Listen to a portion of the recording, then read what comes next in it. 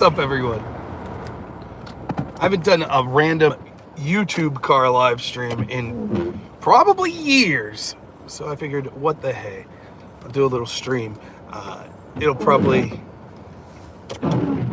we have inclement weather, so I wouldn't be surprised if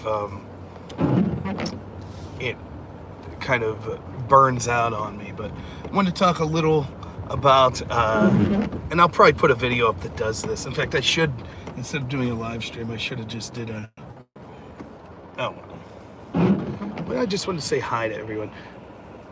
Talk a little about the Andrew Tate thing. I am actually heading into town to procure some stuff for lunch and for my wife. Today is actually my wife's birthday, so a big day for us. I don't think it'll be a partying day. It'll be a hanging out with family day, which is better. So looking forward to it. But yeah, I wanted to talk a little about this Andrew Tate thing. I think that, without bearing the lead, I think that the real story here is twofold, depending on the level of skepticism that you have for our institutions, through institutions around the world. I think that the story becomes a two-parter, depending on what level. I will tell you right now, I do not know if Andrew Tate is guilty of the things that it is suggested. I don't consider myself a big Andrew Tate fan. I think that he probably says some stuff that I would agree with. I think that there is a huge empty void for masculinity and people sort of telling particularly young men that it's okay to be masculine. I think that there is, young men are really bereft of, people that celebrate them and tell them that it's okay to be masculine. Having said that, I think a lot of these people, whether they be, I don't know if Andrew Tate's a pickup artist, but people of that nature, or people you see in the Groyper community, that, to me it feels like they take it too far.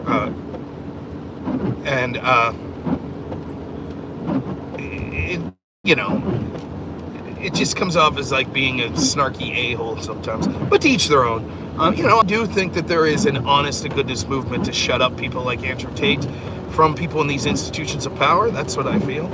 Having said that, I don't know if he did what he...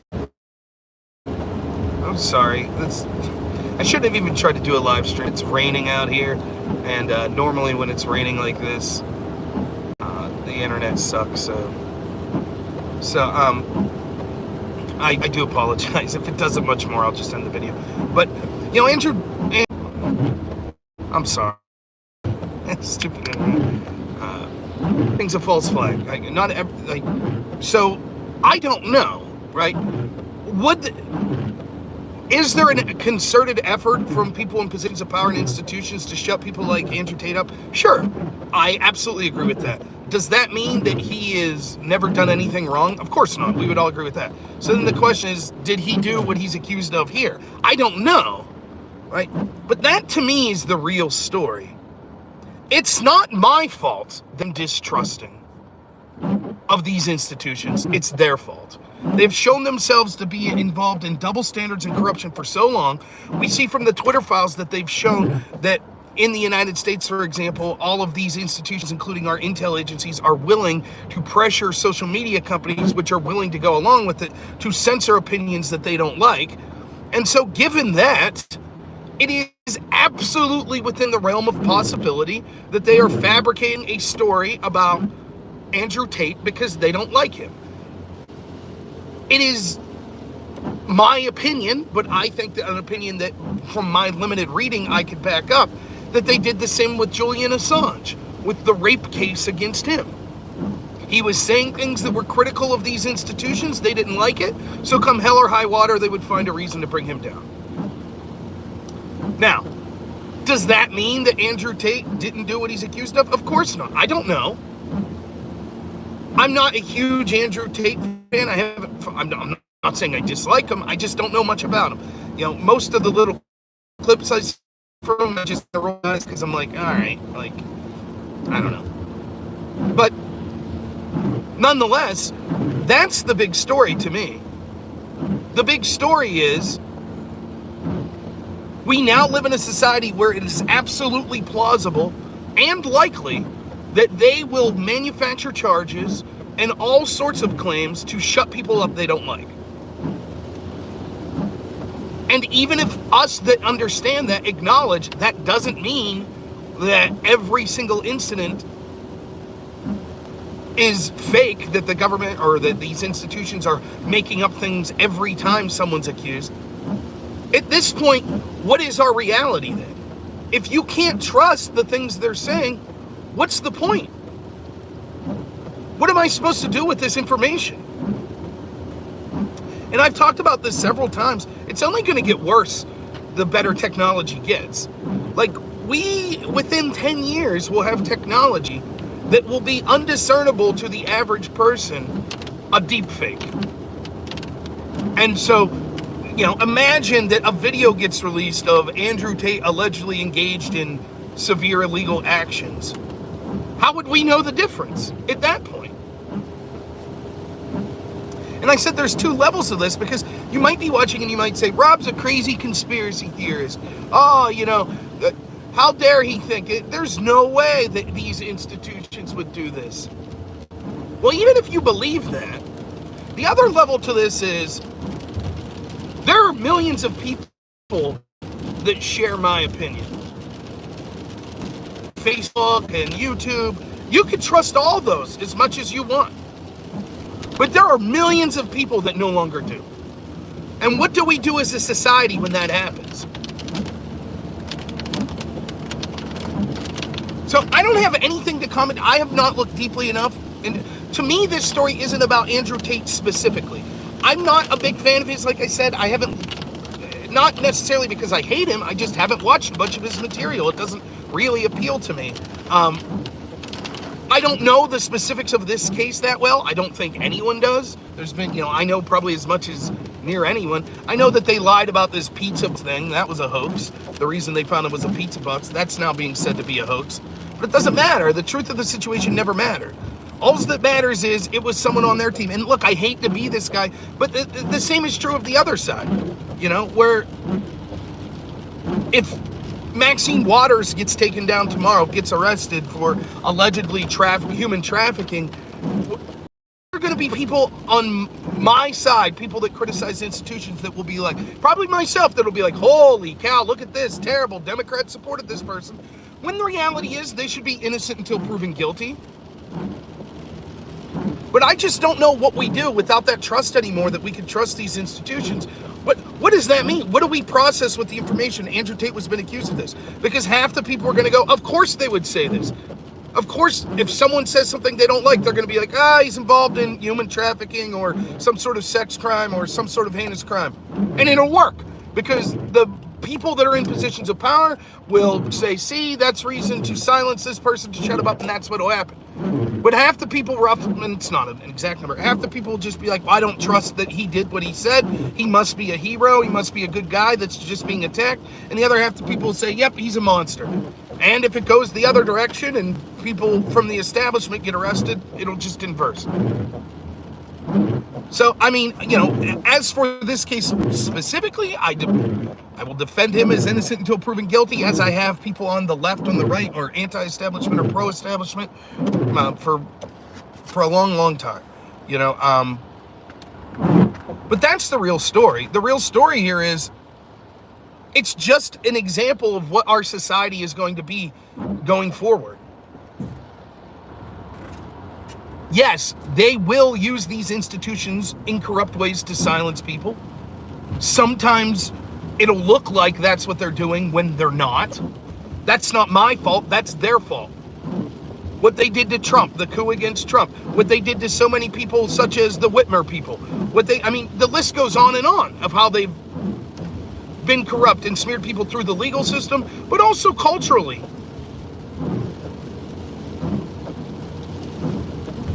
And even if you don't think that they do that, well, you should know that millions of people. Oh, piss. I was going to stop at that store to get my wife something for her birthday, but they're closed apparently. Well, that's a bummer. So, but yeah, that to me is what the real story is. You know, and you know, I'm not here to defend Andrew Tate. I mean, I don't think he needs me to defend him, first off. You know, secondly, I don't have to particularly like the guy. I mean, there are people all the time, you know, like, for example, I'm not the biggest Groyper fan. If they arrest Nick Fuentes tomorrow and accuse him of human trafficking, a big part of me would say, yeah, they probably just want to shut this guy up. This probably isn't true. It could be. I don't know. But that's my question. What do we do going forward? What do we do? You know, I guess we wait and see if there's compelling evidence, and then each decide on our own whether or not that evidence is compelling enough to say, oh, yeah, it looks like he did it. But, you know, the other, and there's a lot of stuff to go into this, such as, you know, yes, it's true. The people on the establishment side that are, you know, cheering about Andrew Tate, they're laughing about it, they're joking. They don't give a shit about human trafficking. They don't care what's happening at the southern border. They don't care what happened with the Epstein clientele. They don't care. They honestly don't care.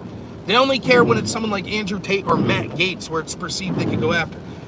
That's what separates me from them. I want the Epstein files released, not because I think it'll just be a bunch of left-wing people or establishment people.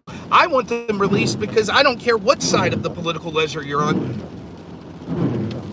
It should be outed. The same reason I want the slush fund to silence sexual assault allegations or sexual harassment allegations.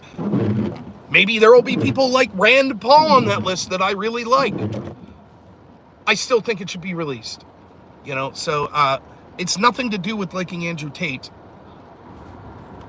So we'll see. I guess that's about all I had to say. I was planning on stopping at that store back there, but they're closed. Closed, people.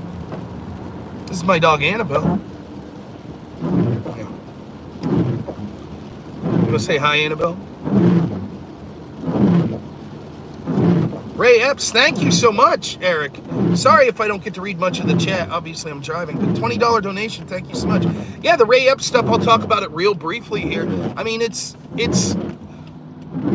look, the best explanation, if I'm steel-manning the position as much as possible, would be this. That Ray Epps, if I'm from the left side of things, Ray Epps was not an FBI informant. He was someone who was inciting people to violence and criminal behavior, but the reason he hasn't been charged was because he flipped on a bunch of people, and that led to them, you know, getting charges, etc., etc. Even if that's the case, then why are we not seeing evidence of that brought forth in these trials? Why are we not seeing, you know, because we see it with other people that flipped, you know, with the vice president of the the Oath Keepers. His name was released. Why not Ray Epps?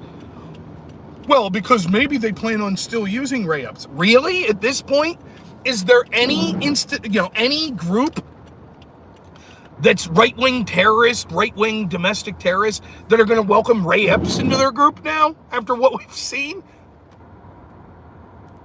And the fact that Kissinger and Cheney, this is just, it's the same thing. It's when you see me debate these people all the time that are always like, well, we always have to give the benefit of the doubt no matter what. Always the benefit of the doubt no matter what.